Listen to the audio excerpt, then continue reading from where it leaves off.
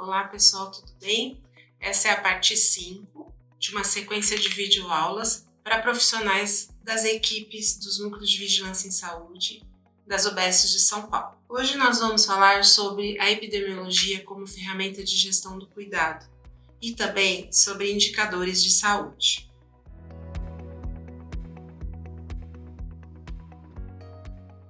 O conceito de gestão do cuidado está ligado à capacidade técnica, política e operacional que uma equipe de saúde possui para planejar a assistência aos usuários no plano individual e coletivo, promovendo a saúde no âmbito biopsicossocial.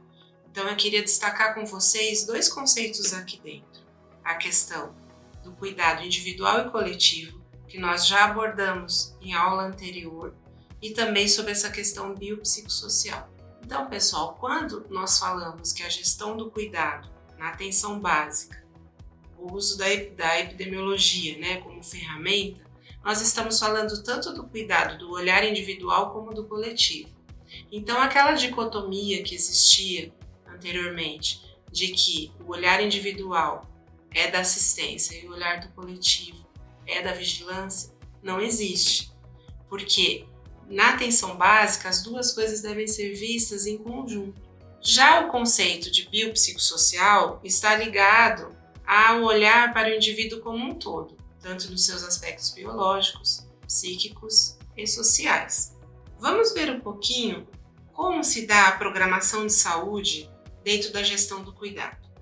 Então, uma primeira parte seria a identificação e análise do problema, depois a definição dos objetivos, o desenho das operações, ou seja, que estratégias eu vou utilizar, a identificação dos recursos, que muitas vezes a gente esquece de mencionar, a definição de instrumentos de avaliação e o acompanhamento da execução.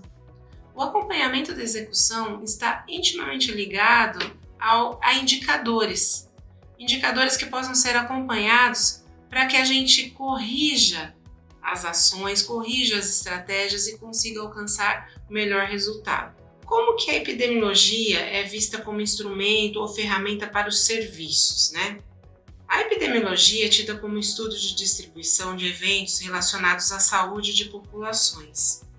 A situação de saúde da população não tem uma distribuição aleatória, pelo contrário, ela segue padrões. Nós já vamos exemplificar. E a epidemiologia descritiva ela é baseada em pessoa, lugar e tempo, ou seja, quem, onde e quando. Isso nós abordamos um pouquinho na aula anterior, quando nós falamos de territorialização. Nós falamos bastante da questão de olhar para quem, quando e onde os fatos acontecem. Vamos exemplificar essa questão da saúde seguir um padrão e não ter uma distribuição aleatória.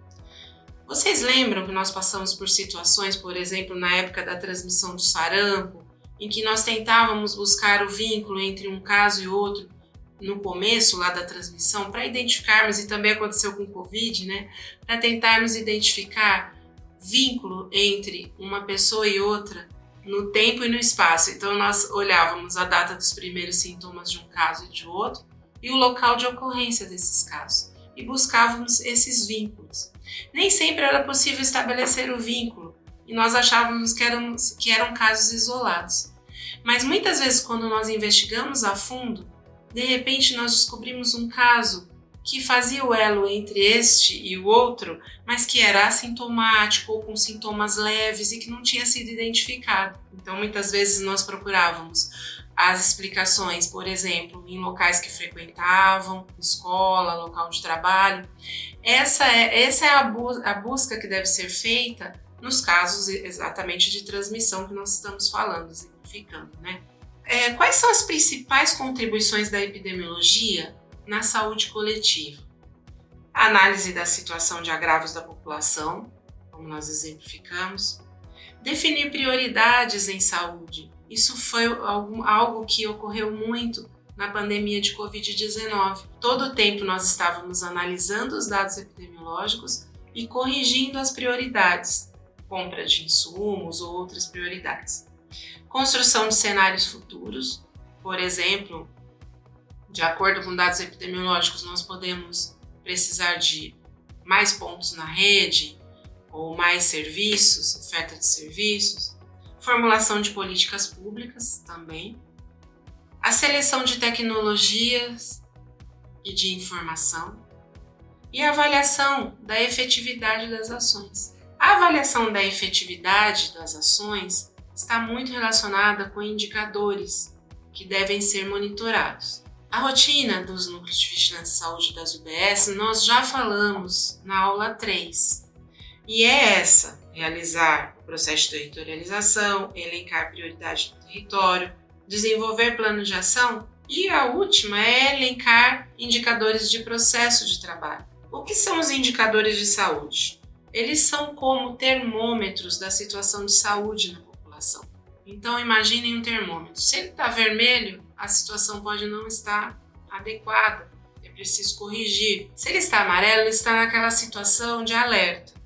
E se está verde, claro, as coisas estão indo bem, mas temos que tomar cuidado também com esse indicador que está bom, para que não venha piorar. Então, o que os indicadores de saúde permitem? Avaliar a situação de saúde do território e monitorar a execução das ações propostas, mas ele também permite comparações entre regiões, entre a situação de saúde daquela área de abrangência da UBS com ela mesma no tempo. Por quê? Porque ele padroniza a maneira de olhar para a situação de saúde da população. Então, ele padronizando, ele permite essas comparações. Dentro do documento norteador do Núcleo de Vigilância em Saúde, já tem essa questão do monitoramento de indicadores. Vocês podem ler depois com calma, lá na página 10 do documento norteador, que está dizendo que o Núcleo de Vigilância em Saúde deve acompanhar os indicadores propostos pela Secretaria Municipal da Saúde e indicadores locais também, que eles possam desenvolver, que os núcleos possam desenvolver junto com seus gestores locais. Nos anexos do documento norteador do NUVES, vocês podem verificar alguns indicadores que estão preconizados tanto no nível municipal, como estadual e federal. Então, lá nós temos as internações por condições sensíveis à atenção primária à saúde, os indicadores do PQAVS, por exemplo, os indicadores relacionados à tuberculose, avaliação de contato, ou os indicadores de encerramento das fichas de notificação compulsória. A Agenda 2030 tem os objetivos do desenvolvimento sustentável que também podem ser olhados, e verificados e acompanhados no nível de gestão local. No PAN-Clima também alguns indicadores, no Plano Municipal de Saúde e outras pactuações com a OPAS, Organização Mundial de Saúde. Quais são os tipos de indicadores de saúde? Os indicadores de saúde eles podem ser vistos do ponto de vista matemático e do ponto de vista do evento a ser medido. Do ponto de vista matemático, geralmente eles são expressos por fórmulas. Então são taxas, incidência, prevalência, eles são sempre um cálculo matemático. Do ponto de vista do evento a ser medido, eles podem ser indicadores de situação de saúde, como morbidade, por exemplo, a taxa de incidência da sífilis congênita. Indicador de situação de saúde, mortalidade e letalidade, e aí a gente precisa fazer um diferencial entre mortalidade e letalidade. A mortalidade calcula os óbitos com base na população, e a letalidade calcula os óbitos numa determinada doença. Então, se eu calculo o número de óbitos por Covid-19 no numerador e no denominador o número de casos de Covid-19, eu estou calculando a letalidade. Já outros indicadores são de determinantes e condicionantes do processo de saúde e doença. Isso é muito utilizado, por exemplo, nas doenças crônicas não transmissíveis, relacionando essas doenças com tabagismo, obesidade, com exercício físico. Esses 3 indicadores que estão aí em azul, os 3 primeiros, eles são indicadores mais finalísticos. Então, são indicadores que podem levar muito tempo para nós observarmos impacto. pode ser anos até para se ter um impacto nesses indicadores. Já para a unidade básica de saúde, o que nós elegemos como mais fácil, mais acessível ao dia a dia da unidade, são os indicadores de serviços de saúde: estrutura, processo e resultado.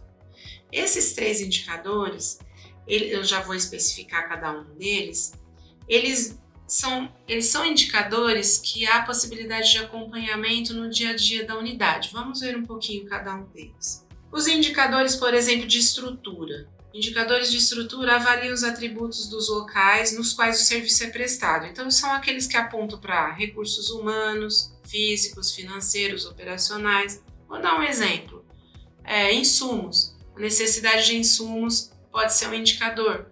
Ou, por exemplo, um RH, disponível, ou um RH capacitado para fazer teste rápido, por exemplo, estaria nesse indicador de estrutura. Já o indicador de processo avalia a implementação de ações relacionadas ao cuidado do paciente, que são geralmente referenciados em diretrizes, normas ou padrões de boas práticas. Eu já vou fixar bastante nesse indicador a seguir, porque eu vou dar vários exemplos para vocês. E o indicador de resultado? No caso desses indicadores de resultados voltados para os serviços, são indicadores de curto prazo e não aquele indicador de resultado finalístico que a gente havia falado agora há pouco, que demoram para ter um efeito e um resultado, vamos dizer assim. Esses são indicadores mais do dia a dia do processo de trabalho das unidades. Como se dá então a construção de um indicador? E aqui nós vamos exemplificar o indicador de taxa ou proporção. Geralmente ele se dá pela definição de um numerador e um denominador. Vamos ver aqui no slide o que seria o numerador e o denominador. O numerador seria um evento que está sendo medido ou reconhecido. Ele tem que ter uma fundamentação científica, tem que ser de fácil aplicação e rapidamente identificado. Vamos ver o denominador. O denominador corresponde à população sobre avaliação de risco para um dado evento que foi definido lá no numerador. Então, por exemplo, no denominador pode estar a população da área de abrangência da UBS, ou os idosos, ou grupos específicos como gestantes, crianças, adolescentes. Mas atenção, todo dado epidemiológico precisa ter data e fonte. Então, esses indicadores que nós vamos trabalhar aqui, vamos exemplificar daqui a pouco, precisam sempre ter a data e a fonte de onde ele foi retirado. Esses indicadores que a UBS vai adotar precisam ser pactuados e até estabelecidos em conjunto com a supervisão técnica, com a unidade de vigilância do seu território e também com a coordenadoria. Vamos exemplificar num caso de enfrentamento da sífilis congênita. Quais seriam os indicadores aí de processo de trabalho que a unidade poderia eleger? Esses exemplos que eu vou dar servem para outras questões também, mas aqui nós não temos tempo para especificar tudo, então nós vamos usar exemplos para a sífilis e para a tuberculose. No caso da sífilis congênita, eu posso elencar 5 grupos prioritários. Seria a pessoa que não é gestante, a pessoa gestante, as parcerias sexuais da pessoa gestante, o RN exposto à sífilis e o RN com sífilis congênita. Dentro desses 5 grupos, nós podemos elencar indicadores para ações de promoção e proteção, autocuidado, ou para a detecção dos casos, como teste rápido e sorologia.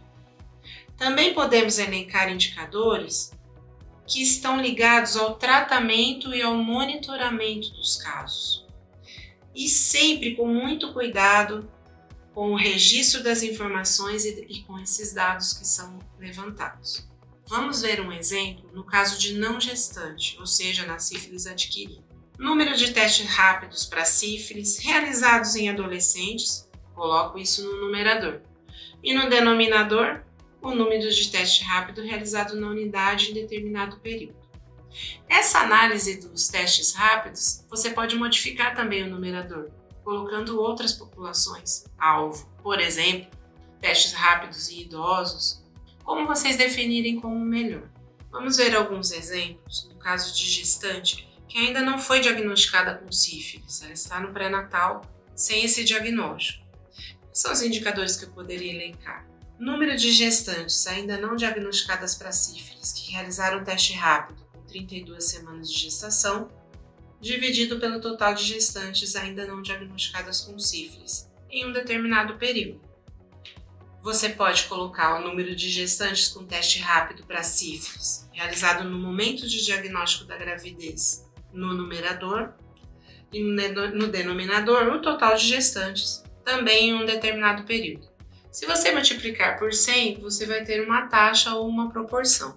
Vamos ver no caso de gestante com sífilis, alguns indicadores, exemplos de indicadores. Número de gestantes com sífilis que iniciaram o tratamento na data do diagnóstico e no denominador, total de gestantes com sífilis em um determinado período. Número de gestantes com sífilis que tiveram tratamento adequado, colocando no numerador, e no denominador, o total de gestantes com sífilis também em um determinado período. E um outro indicador poderia ser o número de gestantes com sífilis que realizaram a sorologia de controle no numerador e no denominador o número de gestantes com sífilis. Sempre lembrando de multiplicar por 100 para calcular uma taxa. Agora, um último exemplo com a sífilis poderia ser com o RN, o recém-nascido ou exposto ou com sífilis congênita. Vamos olhar aqui alguns exemplos. Número de RN exposto a sífilis, que realizaram VDRL de segmento conforme preconizado, dividido pelo total de RNs expostos em um determinado período. Um outro indicador, número de RN com sífilis congênita, que realizaram a avaliação neurológica, oftalmológica e audiológica, conforme preconizado, dividido pelo total de RN com sífilis congênita.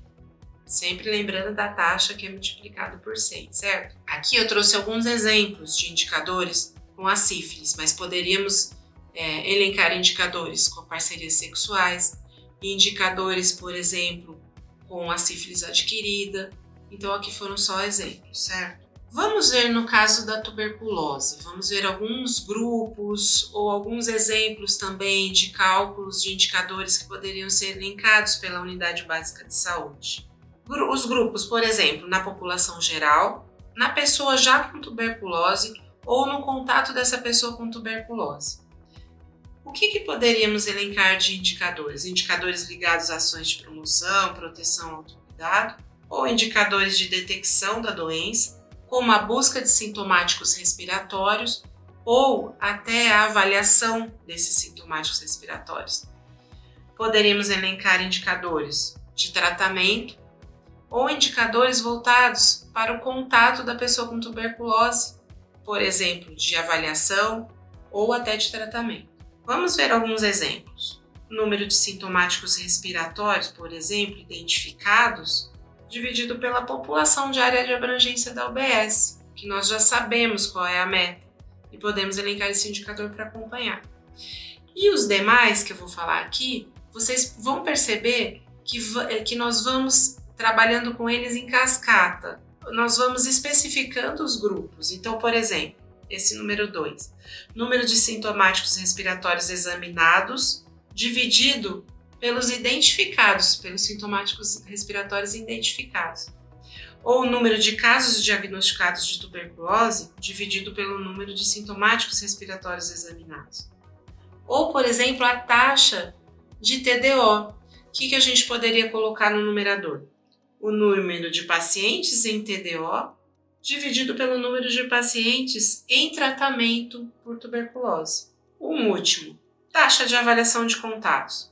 Número de contatos de tuberculose pulmonar examinados dividido pelo número de contatos de tuberculose pulmonar identificados em determinado período. Então, o que a gente percebe? Sempre lembrando que precisamos multiplicar por 100 para trazer uma taxa ou uma proporção. Esses exemplos que nós trouxemos em sífilis e tuberculose valem para qualquer outra situação. O que é importante lembrar?